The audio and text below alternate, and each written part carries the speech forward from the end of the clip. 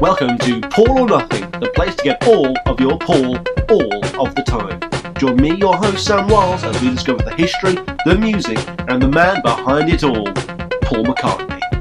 To get in contact with the show, email us at paulmccartneypod@gmail.com. Hello, bonjour, guten tag, and welcome back to another special episode of Paul or Nothing, the place where by now you should be getting all of your Paul all the bloody time. This is going to be another special episode, and I can see these types of episodes becoming more and more of a common thing as we head out on this Macca-centric journey of ours. The last time we did a show similar to this, we spoke to the oh-so-spectacular Luca Perezi, and after that went so well, I guess I've developed a bit of a taste for it, and we're going to be doing something similar today. My guest today is another author, but unlike Luca, who took over 10 years, was working many other jobs to produce his book, this guy is full-time. He's a very clever and business-minded gentleman, tackling the art of writing with a very methodical and systematic approach, and the results for his hard work speak for themselves. He started off as a journalist for the Daily Mirror, which is what can only be described as a tabloid newspaper here in the UK, and now he writes full-time, producing over 10 books covering everything from real-life crime, art, and of course, the reason we're here today, musicians. Howard Sounes' book, Fab, An Intimate Life of Paul McCartney, as I'll get into in a little bit more detail in the interview, is one of the key texts that allowed me to make this podcast what it is. It allowed me to research very in-depth and get anecdotes, quotes, stories that I just wouldn't have been able to get from other sources. And whilst the life of Paul McCartney has been written about to death by now, I felt like Howard's book was the greatest compilation of all of these stories in one handy text. I recommend it in the actual interview, but again, I'm going to recommend it now. If you haven't read it, you really should have by now. Now, since this is quite a short episode, I'll be doing the admin only once, as it would probably double the length of the entire thing. Let's just get this out of the way quickly so we can crack on with some tip-top Macca chat. Though, if you do skip past it, I will find your IP address, track you down, and make you listen to it. So first off, you can join us by email. Of course, by now you must be itching to send me a quick email just to say hello. Let us know what you think of the show, what you like, or more likely what you don't like. More importantly, if there's anyone else out there that you would like me to get on the show and interview, please let me know. I do have a couple of ones lined up, but I'd love to hear your suggestions.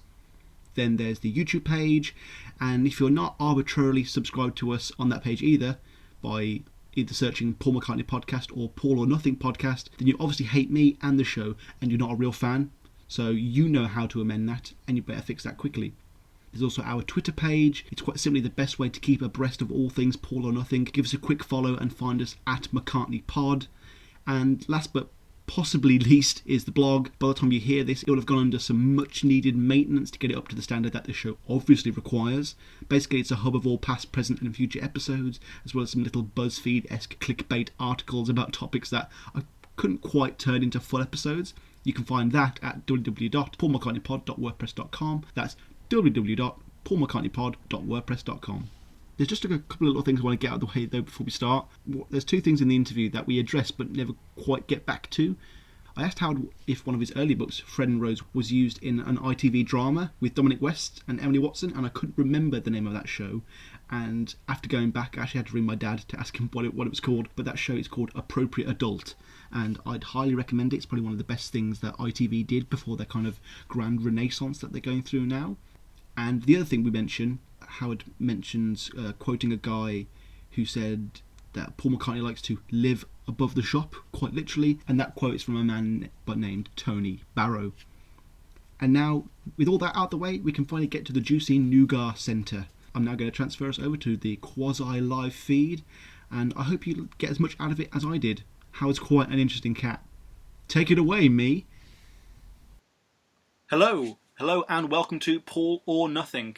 I have no doubt this part has just followed a wonderfully poignant and well-phrased opening, but we have to press on, as I have today what only can be described as the biggest guest this show's ever had, really. My guest today was first brought to my attention in a little bookshop in Edinburgh, whilst I was at the Fringe during the early fledgling days of this podcast, nestled amongst several Beatles-based publications. The book that caught my eye was indeed Fab, An Intimate Life of Paul McCartney. I bought it there and then, and I was instantly hooked, reading nearly half of it on my train back to Birmingham. At first I expected the book to be another kind of by-the-numbers look at the life of a celebrity, and I will admit right now, from Billy Connolly to Michael Caine, I've dropped out of many a biography. But what hooked me about the book was its frank and very unbiased revisionist expose into a man of whom I thought I personally knew it all. You will learn some things about Paul McCartney that will endear you to him in this book, of course, but there are a lot of very candid and very shockingly believable stories amidst its 532 pages that will cause you to consider altering almost everything you know about Macca. It's a fascinating read, and it's written with a wry humour and wit that makes the pages fly by. And I, of all people, had the pleasure of speaking with this author, Howard Sounes. Hi Howard, how are you today, my friend? Fine, thanks for the call. Yes, well, I must say, I know I got a bit lush in that intro, but I feel that the book, it is phenomenal, even surpassing my previous favourite biography, which was Tom Waite's Low Side of the Road. Your chapter, which deals on the death of Lennon McCartney, featured the only passage on the subject that's ever moved me and my girlfriend to tears, and I mean tears. The image of Paul holding her in bed as he tells her a story, and she's dead by the time he's finished, was just so evocative and well written. Just a quick question to kind of break the ice a little.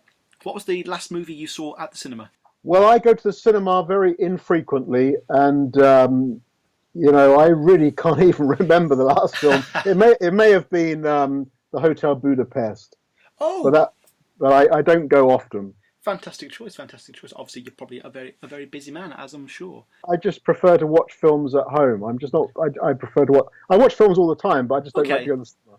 Well, what was the last one you watched at home then? Well, I just rewatched just 2 nights ago, Three Colors Blue, the Kurosowski film from the 80s. You know, Yes. Three Colors Blue with Juliette Binoche. One of my favourite films, and I must say, it never fails to make me cry. And I love a sad film, and I love a melancholy. I'm melancholy by nature, and I like melancholy art, and it's. The Three Colors trilogy from the 80s is, to my mind, one of the greatest works of cinema. And the first one, Blue, which stars Juliette Binoche, is just a masterpiece. I found the first one, Part Blue, is probably the most accessible of the three, but probably Red was probably the most challenging and sort of provoking, I thought. I like all of them. But I mean, Blue. I love the music. The music's fabulous. Yes. I mean, I love all the symbolism. The use of color is, I think, clever and brilliant. And she's gorgeous. And the whole anything about France is always attractive. France one always thinks, why don't I go to France more often? But because it always looks so great on screen, and just the whole thing, the whole subject of dealing with death is a wonderful subject. It's a knockout film. Now, before we start, I just want to introduce you to my audience, as there may be a few people out there who do not know you as well as I do. And anyone who does an interview like this, as I'm sure you know, has to do at least some research into their subject. And whilst doing so, I stumbled across one thing about you that I did not know, is that you were the chap who broke the story about Fred and Rose West. Yeah, I was a newspaper journalist until 1997, and the biggest story I ever really broke or worked on was the Fred and Rosemary West murder case. And I was the journalist who revealed that the house in Cromwell Street was full of human remains. And as a result of that, I wrote the book about it, Fred and Rose, which was a big bestseller, and to this day still sells strongly year in, year out, 20 years later. And that was that's how I became a writer, because the book was successful and I enjoyed doing it, and I decided to write full time. What made you decide that it was worth turning into a book? Like, obviously you were a journalist at that time. What tipped you over the edge into going into that full-time writing? Well, with Fred and Rose, there were a couple of things. I'd always wanted to be a writer. I mean, to be an author. That had always been my ambition in life. The story itself was so strong, and there was so much material that I just knew immediately that it was a book. There was far too much for me to use I worked for the Mirror at the time. There was far too much to put in the Mirror, even for the backgrounder, which is what journalists call the big piece you write after the trial is over. There was far too much material, and it was just obviously a book. It was obviously a book from day one. And I was there every day, and I went to the trial every day, and it was just natural. So I sold the book. I wrote the book. The book was a success, And then I had the bit between my teeth. I decided now I'm going to write books, and I have done for the past 20 years. Were you involved in the ITV show that about Fred and Rose West that came out a few years ago with Dominic West?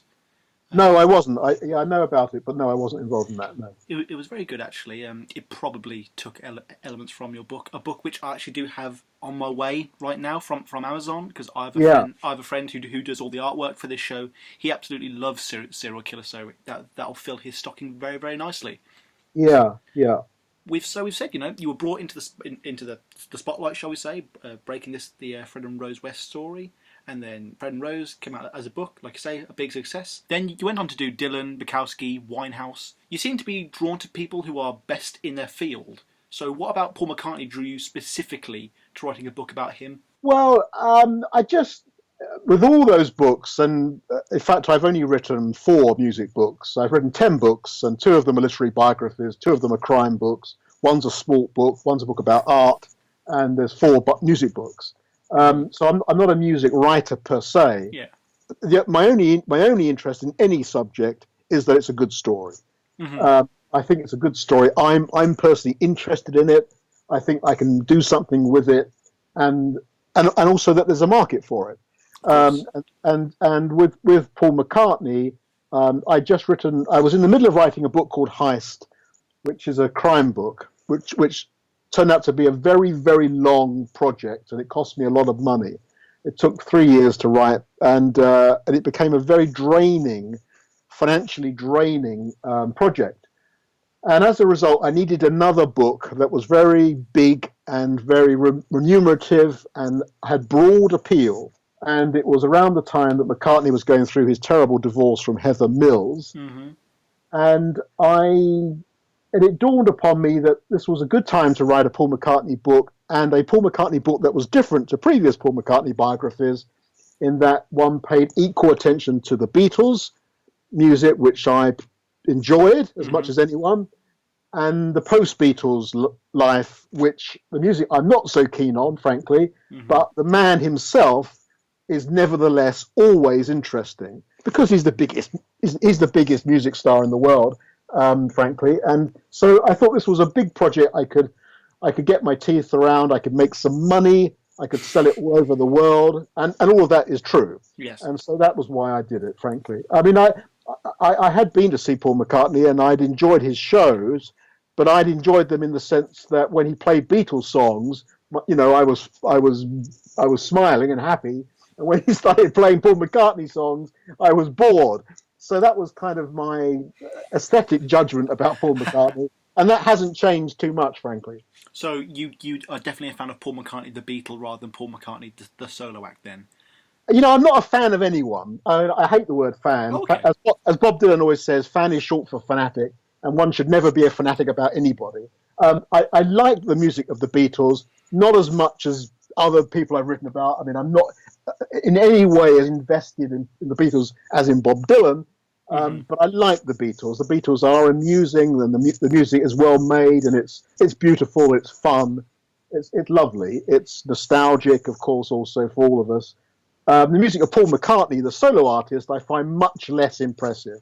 But the man himself, Sir Paul McCartney, is a very interesting person. And ultimately, biographies are about people. They're not about music or about a biography of a musician is about the man rather than the music, because biography, by its definition, is a story of a life. When I was reading the book, I would admit to becoming very excited every time you were coming up to like a new album's release, whether that is Beatles or whether that's Paul himself. And as I went on, I felt like you were almost a little burdened by the music and the albums that he released, like in the sense that you would rather prefer to crack on with his life story. Did you feel that fans would inevitably want to hear your opinions on each release in some detail? No, I mean, there's a lot of records. I mean, the post-Beatles oeuvre, there are a lot of records. I mean, a lot of albums, and and also other projects, films, classical pieces. You have to pay attention to all of them. You have to work all the major ones into the story, but they're not all equally important. So an album like Band on the Run is obviously a much, much more important album than one of those, sort of failed early 80s albums. And so, you have to approach them on that basis. Some are more interesting than others. Some have better stories attached to them. And some are, frankly, much better pieces of work. Some of the albums aren't very good. And one of the problems I had with the book, and one of the problems I think readers have with it, is that my opinions tended to come through more than perhaps they should have done, because I frankly didn't. I was unimpressed by quite a lot of what he did, and I couldn't conceal that, and I didn't mean to be gratuitously negative. I do try to stand back from my subjects to some extent, but when something's bad, and when the consensus of opinion is that it's not very good, it's kind of foolish to pretend otherwise. So, and there's a lot of stuff, he's made a lot of music, and it's not all good. Far from it. Well, that's what happens when you're so prolific. The kind of conceit of this show, especially when it started off, was that I have not listened to a lot of that later stuff. I was a child of the Beatles, and my dad gave me an old vinyl of Band on the Run, and I've kind of worked my way backwards and started from McCartney 1 onwards.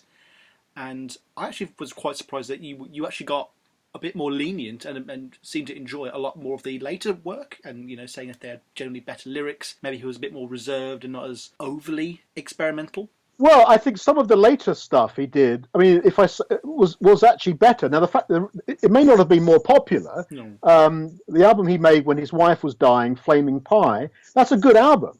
I think it's a good album. If I listen to it, if I look at the words are the lyrics are better than average. There's obviously more thought going into it. There's real feeling in it, and whereas some of the, I don't know, Back to the Egg or something, they're just not very good records. They're London Town. They're just not very good records.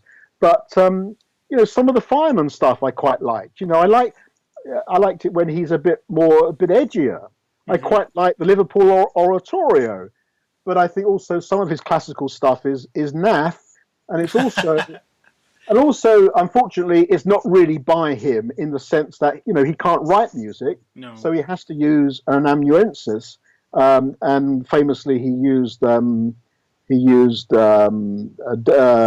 the name of the guy, but he used somebody very well known for Liverpool Oratorio to actually a bona fide experienced composer to actually write the whole thing down. And one wonders how much of Paul McCartney actually is in it.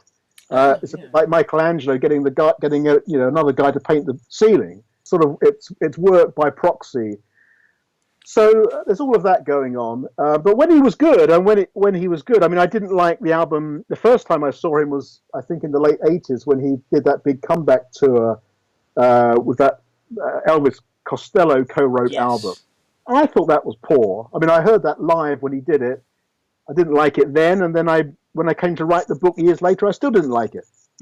It does seem that whenever he does a live tour that coincides with an album, people pretty much are just waiting for songs off Band on the Run, waiting for songs off Ram, and Beatles songs. Really, there's no one really clamouring for Temporary Secretary, is there? No, because it's not a good song, and a lot of his stuff is kind of superficial and glib and not fully worked out. Well, that is contrasting against Lennon, really, who was always seen to be this the deeper of the two. Yeah. People are already kind of well versed though in the nitty gritty side of Lennon and his life, and because of that, he does seem to be much more of a 3D figure in the kind of pop culture zeitgeist. Now, when you started this book, did you feel like there needed to be a redressing or a rebalancing of Paul's image to match his counterpart somewhat? No, not really. I didn't get too hung up on that. I think the relationship between McCartney and Lennon is so well established, and it's so clear. There's not really a great deal that one can add to that. I find Paul McCartney interesting in his own right, and although I may seem critical, some of that is actually tinged with admiration because he's an extraordinarily successful man. He's handled his career very well. He's hugely popular and successful in business. And none of that is by accident. He's worked at that, and he maintains his career with supreme professionalism. He conducts himself very well. He deals with the press in a very astute way. He uses the media in a very astute way. And he's still a great live show. I mean, Well, he is. it's a brilliant live show. I mean, absolutely a knockout show. So there's a lot going on, and he is a complicated character, very intelligent, very good with people, warm-hearted in many ways, but also manipulative. I mean, he's one of the very few people I've ever written a biography about who actually actively intervened to stop people from speaking to me, which shows how thin-skinned he is. By contrast, when I wrote about Bob Dylan, he knew about it right from the start, as McCartney did, but he never got involved. And indeed, I went to see his children, Bob's children, and I to this day, I'm not sure whether Bob knew or cared. But the point was, he didn't say to them, "Don't speak to this guy," because I don't want you to. Whereas with McCartney, I was literally in the room of one of his relatives once in Liverpool when the relative rang Paul, and Paul said, "Don't speak to him," and kicked me out of the house. That shows to me somebody who's actually rather insecure. Well, I know you got around the Bob Dylan thing, but because you just would put in the book a member of Bob Dylan's family said this, or a certain someone said that, rather than going into the specifics. Well, yeah, that was because the kids said don't name us, and I agree. So I made that gentleman's agreement, and I stuck. Do you feel like the fact that he's asking people not to talk to you, does that make him look like a man who is hiding something? No. I don't mean that at all. I think it's somebody who's very aware of their image and rather thin-skinned and very, very busy in their own career. They're always, they're involved. They're very involved in everything about them. Whereas many artists, are not like that. Many artists, big artists, like people like Bob Dylan, they're somewhat removed from their career. They leave it to other people. They're rather remote. But with McCartney, it's like, as one of his colleagues famously said, he lives above the shop, and in fact, he literally lives above the shop. If you go to his office in Soho Square, I mean, that's the shop, that's his shop. It's got a shop front with a big window, and there's a flat upstairs where he can, he occasionally stays. And that's very unusual, that whole, to be so public and to be so involved in your career, and that's not typical of somebody of his stature. Because to me, it almost increased the validity of some of the more outrageous tells in the book. I mean, I'll get onto a few of those later. But when I was reading the book, especially around the period that concerns the show, obviously we are talking about the Beatles' end onwards era. There are several moments where you just think, God, Paul, I've bought a book about you, and I love you, and I really want to be on your side, but you're kind of being a dick here. Like, were you intending to confront and challenge readers with moments like this?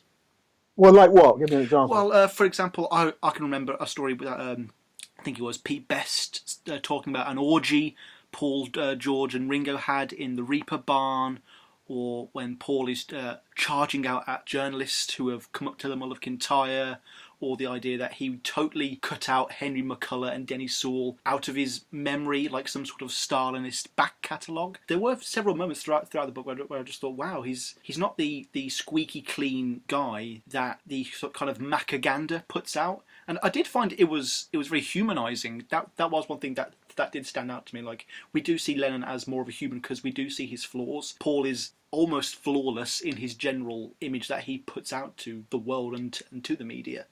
But do you feel like there were moments here and there that maybe you didn't want to put in, or that people just wouldn't believe?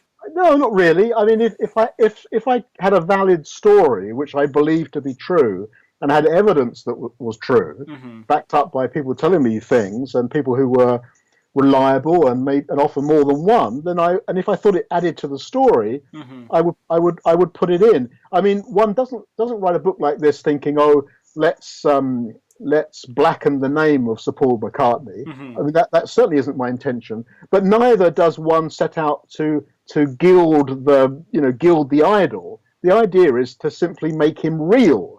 The idea is to present a picture of a person who, as you're reading the book, you feel like, oh yes, Paul McCartney is somebody who's real and three-dimensional. And in reading this book, I kind of understand him better than I did before, because all his facets are there. and he's a complicated man, and complicated people are the best subjects for biography. And he's obviously a very complicated man. There's many sides to him, and I wanted to put in as much as that as possible. So sometimes he behaves badly, but that's also a matter of perception. I mean, one of the things all stars of his type do is that they kind of get through a series of sidemen. Sidemen come and go, and for a while they're very close members of their inner circle, and then they just kind of get dismissed and they're history. Well, that's Dylan does that. McCartney certainly has done that, but that's also that's natural. That's sort of what you would expect him to do. Actually, he's not going to be sentimental. He's not going to say, "Oh, come on, Henry, come back and make another album," because he's moved on. He's got much more going on in his life, and he's ruthless. Successful people, very successful people, in my experience, are usually ruthless. You don't get to be Sir Paul McCartney just by having talent. Mm-hmm. It's talent plus overweening, monstrous ambition and ego and energy. And you wake up every day and you want to be number one, and that takes a particular type of personality, and that's part of who he is. One of the things that did shock me within the book was the sheer amount of drug consumption that Paul partook in during his life. This is one of the things that the Beatles, yes, we have things like Sgt. Pepper and the Magical Mystery Tour, and even your man Bob Dylan famously introduced the Beatles to marijuana. But Japan airport busts aside, how would you characterise the relationship Paul would have with drugs? Well, I mean, he, by his own admission, I mean, in the book he did with Barry Miles, which is a terrific book, by the way, many years from now. I mean, to my mind, that's the best Paul McCartney book by far. Very humble. Yeah, no, it's a terrific book, and Barry's a good writer, and it's just every page of that book is just fascinating. I mean, he admits to everything in that book. I think he even admits to using heroin. I mean, I'm not sure you'd have to check, but I mean, but he is Paul McCartney. He was in the Beatles in the 60s. Of course they took drugs. I mean, of course, and no doubt he probably still does smoke pot. I'm sure he does. But people of that, that generation and of the music business, and of course the Beatles were the biggest band in the world, and they still are in a sense. Of course they smoke dope and take acid and take cocaine. I mean, it's like, is the Pope a Catholic? It's just obvious, and he makes no bones about it. He's not shy about it, and in fact, I would be surprised if anyone was surprised that he took drugs. There was a lovely little bit quite early on in the book where you mentioned that George and John had done LSD kind of without Paul, and that was one of those kind of early moments where you saw like a kind of split within the group, not like a Brian Epstein dying split or a Yoko Ono type split, but the fact that he wasn't in like the LSD club. And I feel like the sources point to him experimenting with LSD more during, say, the Ram era.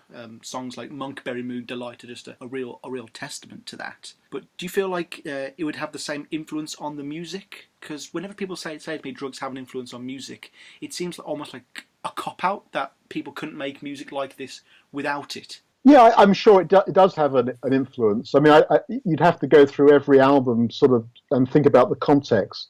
But obviously, the drug culture surrounding Sgt. Pepper and the White Album. I mean, it's obviously part of what they were doing and part of who they were. And the other thing to say, by the way, about that sort of thing is people often say drugs go with sex. The phrase is sex, drugs, and rock and roll. Mm-hmm. Well, if you look at the Beatles' story, right from the start, they were mixed up in a pretty loose world, on the Reaper Barn in Hamburg, mm-hmm. mixing with, frankly, prostitutes and strippers. And Paul has had a slightly rackety sex life, frankly.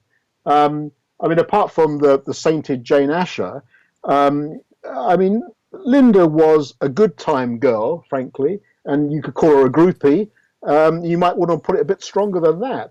And Heather, the ghastly Heather, I mean, she was even more of a good time girl, as it were, in the sense of, being a topless model and having a very rackety personal life. Mm-hmm. and obviously, he's not a choir boy. He's a guy who's had he's had a lot. He's lived, and right from the start, he was living this rather uninhibited life. Mm-hmm. Yeah, I mean, I think that's part of who he is. It's funny you should mention that, because that brings me on to exactly the next question. Obviously, Fab was the first major biography to touch on Heather Mills. Yeah. Do you think this was a topic that other writers wanted to steer away from, or was it a difficult subject matter to tackle? How did you approach it? Well, I thought it was a gift. It was a gift as a writer. I mean, she's such a great character. I mean, she's reviled by the public as well. Reviled, absolutely reviled. Yeah, but she's fascinating. She's fun. I mean, she's a character. I always think of Becky Sharp, Thackeray's character from Vanity Fair, who is this kind of minx, this scheming minx who works her way up in society by devious means, but is nevertheless who's attractive and a bit deceitful, but nevertheless actually quite lovable and good-hearted. Mm-hmm. And I think Heather is that, really. And of course, I thought it was just lucky for me that I wrote the book at the time when they were breaking up.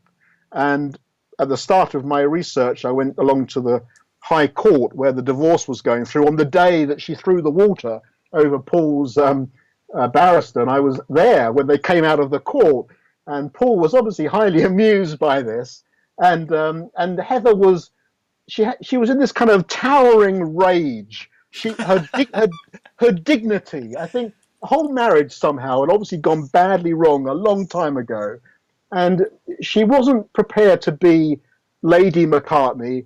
She was somehow Sir Paul's equal, and she was outraged really that he hadn't allowed her to be his equal, and she was getting her own back, and she was screwing him for every last penny, and it was the most bitter divorce you can imagine. They were absolutely enemies. They were, if you'd given them weapons, they would have fought a duel. It was absolutely fascinating, and I thought she was a great character, and she had this wonderful murky past with all these tacky boyfriends who all had stories to tell about how she deceived them. Or maybe they felt that, maybe she hadn't, but they got the wrong end of the stick. They were in love with her, and she was a flighty, elusive thing. I just thought she was a character, and actually I quite admire her. Don't forget she had a leg torn off, and she was a model, so that was a calamity. The biggest calamity one can have, really, to be a model and to have one's body just, a limb torn off, and yet she overcame that. Yeah, and not only did she overcome it, she married one of the most famous people in the world. I mean, and became a millionairess. I mean, really, you couldn't make it up. It's a terrific story. What do you think was one of the things that inspired Paul to marry Heather? Because obviously, Paul is a man who, by the tragic death of Linda, couldn't have more of everything. So just having no one to sleep next to at night, or were there more sordid motives, do you feel? I think she's sexy. She's a sexy woman. I don't know if you ever met her, but she's sexy. She's good looking. Mm-hmm. And he'd been around such people all his life. Linda was, as I say, a groupie. I mean, she slept with just about every famous person in show business in the 60s. Jim Morrison, down. I also think, though, that he wanted to look after her. Here was this plucky girl from a very difficult background who'd lost a leg, and she wasn't beaten by it. She was indomitable, and I think he was impressed by her pluck, as indeed I am, and I think he kind of fancied her, because she is fanciable. Mm-hmm. She certainly was then, and I think and she's also very flirtatious, by the way. And I think he kind of wanted to put his arm around her and look after her and make her part of his world. But what he didn't understand was that she had as big an ego as him. Which is bound to fail. I mean, she had as big an ego as Yoko Ono ever did. And my God, Yoko Ono's got an ego the size of the Titanic. And she thought she was his equal. And, this was never going to work. Well, Another part of the kind of classic Paul McCartney image is, he's the cute Beatle, a romantic, a gentle lover in the Scottish Highlands with dogs and horses and stuff. Though from your book, it's clear that many of his early relationships, especially Jane Asher, he did not see them as his equals. Now, from your research, how accurate do you feel the statement is that Paul was nothing more than a 50s northern chauvinist? Well, yeah, to some extent, I guess that's true. But I mean, he is more than that. I mean, he's a very intelligent man. He's he's a man of some intellectual strength, really, and subtlety, and he's lived a big life, but yeah, he's a product of where he came from, and he's a product of the working class council estate in 40s, 50s Liverpool. And to some extent, I'm sure he has slightly sexist attitudes to the woman's role. But he's lived a long life, and a lot has happened in his life. And I'm sure he's not exactly the person he was in Forthlin Road. I mean, he's obviously become a much bigger person. I mean, he's grown. He's become Sir Paul McCartney. He's a great man, and I'm sure his values have changed over the years. Linda, it seems to be this kind of very sobering presence for Paul. She shook him down and grounded him a little. Do you feel like he needed something like that to kind of mature into his 30s? Well, I think he obviously needed her, and it was obviously a great marriage in a sense. I mean, he didn't always treat her very well, I think. There's intimations of that, and I don't think they were always completely happy, but they had, broadly speaking, a happy marriage. They were very successful parents, although the eldest daughter Heather's life has not perhaps been quite as happy as others. And I think she was in his corner, as it were. She was somebody to rely upon, somebody to go home to, somebody who was always at his side, someone who would always defend him. I once had reason as a young journalist to go to their house, and she literally opened the door and said, what do you want? She was the barrier between you and Paul. And she was a tough character, a tough person, not a pushover. And I think also there was a sexual element, obviously. There was sexual chemistry. He obviously found her very attractive. Do you feel that she was a necessary addition to Wings outside of the moral, kind of shoulder to cry on support? Well, no. I mean, I'm no musician, as many critics have pointed out. I've written 4 books about music, and I'm not a musician, but I defend myself by saying they're not books about music; they're books about people. But I mean, my understanding is, from speaking to musicians, is that she musically was completely useless. She was just there shaking a maraca, and she couldn't even do that in time. So she was there because she was Paul's wife. She wasn't there because she could play the keyboards. And her own solo records are absolutely risible. There's a thing called Cook of the House or something. Oh, leave Cook of the House alone. It's okay. Well, yeah, but it's okay if you're an amateur, but it's not something that you would expect the public to go out and buy in HMV. Yes, I always kind of liked her harmonies, though. If anything, I know Michael Jackson asked Paul once who did the fantastic harmonies with him on his early albums, and he kind of revealed much to Michael Jackson's shock that it was Linda. I do feel like she kind of typifies the sound of Wings as well, especially on her plinky plonky keyboards and her moog, especially on albums like Band on the Run and Venus and Mars, that kind of thing. But yeah, maybe it does seem like she gets I feel like her and Yoko Ono seem to have more similarities than possibly Paul and John would ever really hint at, really, obviously. Amazing similarities. Yeah. I mean, really, so many. When I wrote the book, I was amazed by how many similarities there were. I forget what they are now, but there are a lot of background things that are absolutely identical.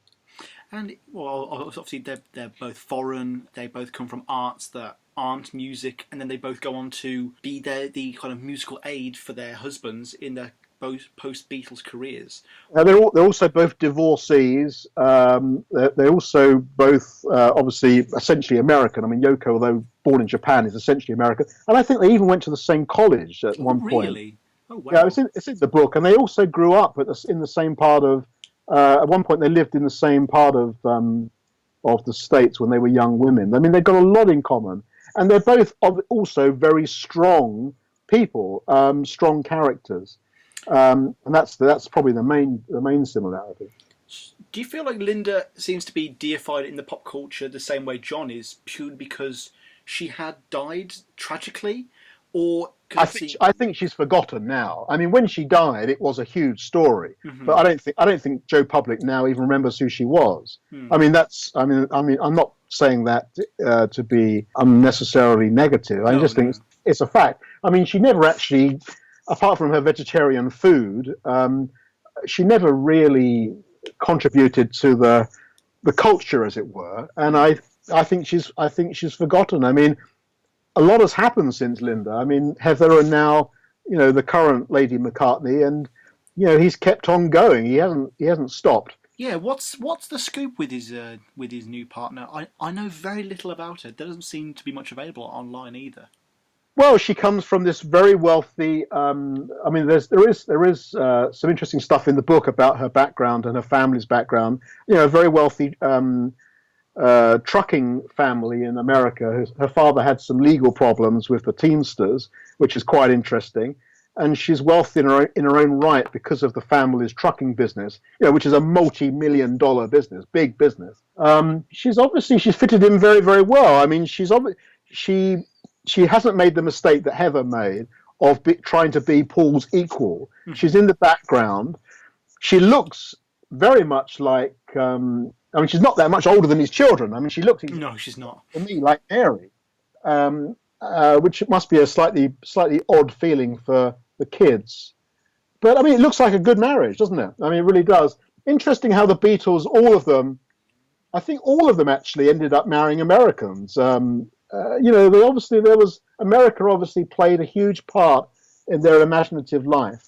No, I always feel at a loss, especially in Paul's late work, his lyrics seem to be almost Americanized in some parts, songs like "Sitting in the Backseat of My Car."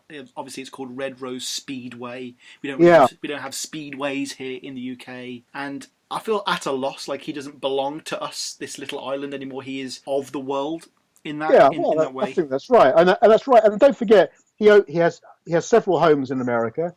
And he spends a lot of time in America. He's married to Americans. It's his father-in-law, Linda's dad, has played a huge part in his career over the past 40 odd years. So America is, I mean, people always say that the Beatles.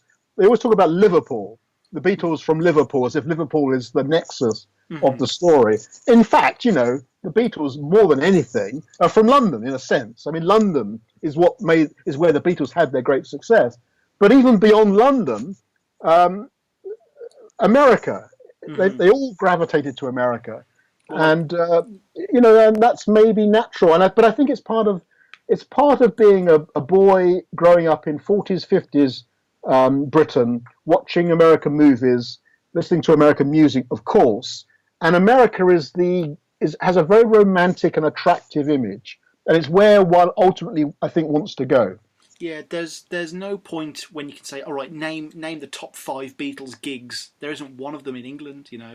It's the Ed Sullivan Show, it's Shea Stadium, Budokan in Japan. Possibly you could say the rooftop concert on top of Abbey Road. But... Well, and I think you'd say the Cavern. I mean, I think fans would say, well, the Cavern was. When they left the Cavern, it all went downhill. Oh no, I'll just say there's no particular one-off gig at the Cavern that stands out above the rest. That's more like a period of history where they were just constantly playing. So you said in the book, his albums typically feature 1 or 2 outstanding tunes padded by filler, with a marked propensity for the sentimental, and many of his records have been put out before enough reflection and revision has taken place. Do you still feel this way? Do you ever go back to the albums at all? No, I do feel like that way. No, I don't go back to them, and indeed, you'd have to pay me money to listen to many of them. But I mean, I think that is broadly true, and I don't listen to Paul McCartney's music for pleasure. I might listen to the White Album or Abbey Road for pleasure. Or even Revolver, but Paul McCartney's solo albums, I never listen to them. I mean, I listened to them conscientiously for the book, and I made notes, and I tried to be as fair as I could, and I reflected what the consensus of opinion was. But by and large, I found them. I mean, there's too many of them. I mean, that's part of the problem. He's put out too much product. If he'd be more selective, if he'd put out less, his catalogue would be more impressive. Yeah, he does seem to have this desire to be current and to be still in the spotlight rather than be something like Bob Dylan, for example, who does put out a lot of albums still, but he never seems to be like trying to get the number one spot with it and appear on talk shows and do gigs on rooftops still. And I think and they're different artists. You know, the thing McCartney's great weakness is his lyrics. I mean, as a melody writer, he's supreme. Definitely. You know, he's the Irving Berlin of the rock era, but unfortunately, he hasn't got Ira, who wrote the words. He hasn't got the great facility for words that Dylan has. I mean, Dylan is such a better lyricist. I mean, but Lennon and McCartney as a duo were probably the best duo writers in the best team of writers in the rock era. So, of course. But on his own, he tends to be sentimental. He tends to be glib, and some people like that. I personally don't like that. I find that rather tedious. But some people like all that kind of love me do stuff. Mm-hmm. Is there a period of his work or an album after the Beatles where you feel he did exceptionally well? But I'm gonna prohibit you from saying Band on the Run. Yeah, I thought Flaming Pie was good. I think it's Flaming Pies. There was a couple of those late albums that I thought were surprisingly strong, and they were underrated. Oh, I thought the Memory Almost Full album was a good album, but the problem by then is we're talking about albums of recent past. Mm-hmm. People don't buy albums anymore, so no one really knows. No one knows those albums, but actually they're good albums. I mean, Memory Almost Full is a good album. There's some good songs on it, and there was another one when he was with Heather that was quite good. The one, there were a few of that era I thought that were quite good, but they didn't do well because by then no one was interested in his current stuff. All they wanted to hear was him playing Live and Let Die live with the fireworks. You know, unfortunately, that's what his career has come down to. But he's obviously embraced that.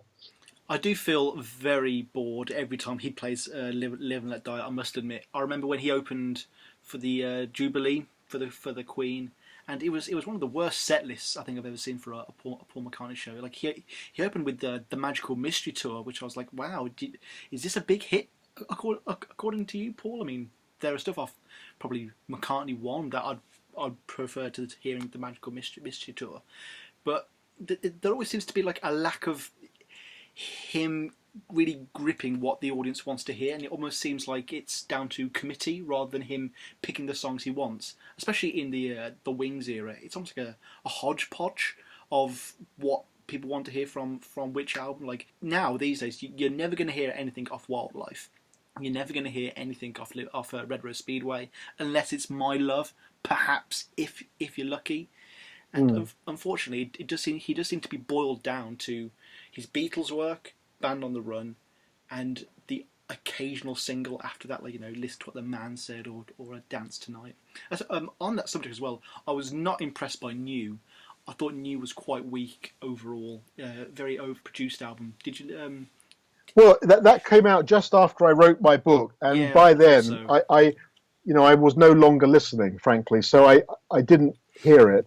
I happened to be in Covent Garden the day that he appeared in Covent Garden in the Piazza to play from it live to promote it. I happened to be there that day, and I must say I just didn't even wait to see the show. But the problem is, you see, as a professional, as a biographer, I spent about 2 years on Fab, and I spent every day on it, every day, and I did hundreds of interviews, and I went all over the world. And I spent a lot of money on it, and I listened to all the albums, and I read all the books, and my God, there's lots of books. And I mean, all the Beatles books. And I read all the fanzines, and when the book came out, I'd had enough. I never wanted to see Paul McCartney. If Paul McCartney rang up, obviously I'm exaggerating, but I'd had enough. And that's unfortunately true with writing any book. you sort of spoil it for yourself because there's too much of it, and once it's over, you're very happy to never to revisit the subject again. Yeah, I had a similar experience with that. This is my second podcast. I did one on Tom Waits before, Yeah, and there is so much material to cover there as well, especially yeah, like from his early phase. And I related a lot to this. This is a quote from the first email you sent me actually, where you said, "Writing a book like Fam is like swatting for an exam. Once the exam is over, one forgets a lot of the detail." And I totally sympathise with that. yeah, I really get yeah. what you mean there. Do you feel like Paul's output may have been improved if he had never formed Wings and just went solo?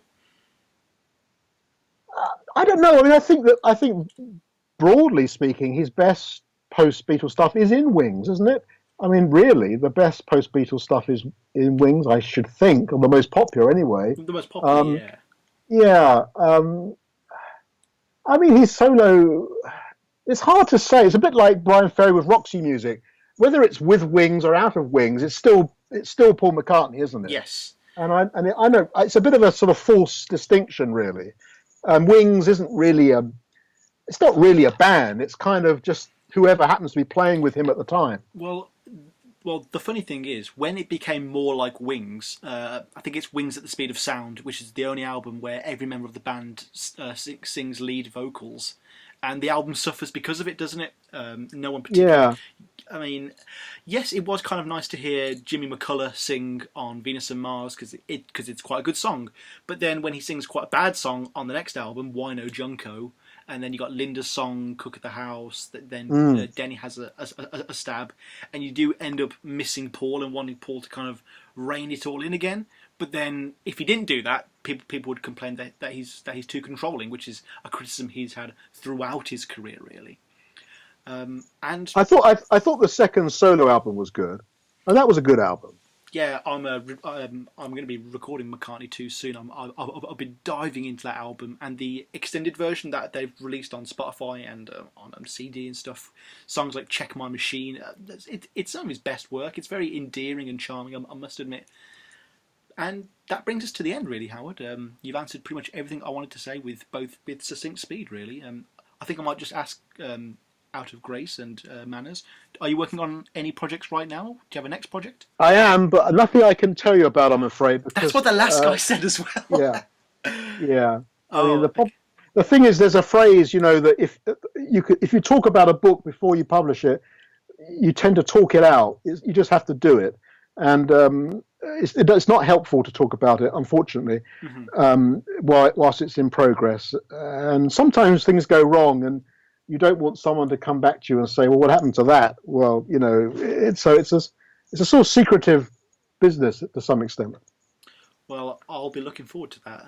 I'm going to be reading Heist next. I think that one really did kind of capture my imagination when I went on your website. But that was wonderful, Howard. Thank you very much. Thank you.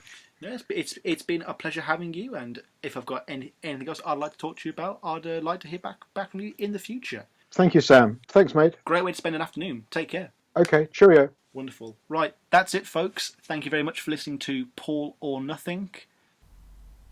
Well, there we have it, folks. What a guy. What a guy. A very interesting fellow, as we say here across the pond. Extremely well read, very knowledgeable, and a lot of strong opinions. I really enjoyed talking to him. He's one of those people who you interview where I want to get my questions out the way just so I can listen to him speak, really.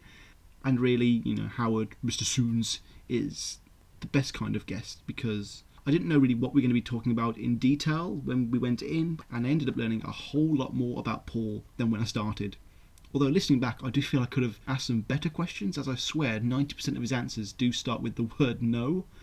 But yeah, that was my interview with the indomitable Howard Sounes. I'd love to turn him around on a few of Paul's albums, though I will say after this recording session I will be popping on Flaming Pie straight away, as he's not the first person to recommend me that release. And that was it, folks. I love doing these little interviews. I hope you do too. But that being said, I'm not going to keep you. The outro music's probably already playing by now, so I just want to squeeze in a little piece, a little love, and a big goodbye from me. Take care. Bye.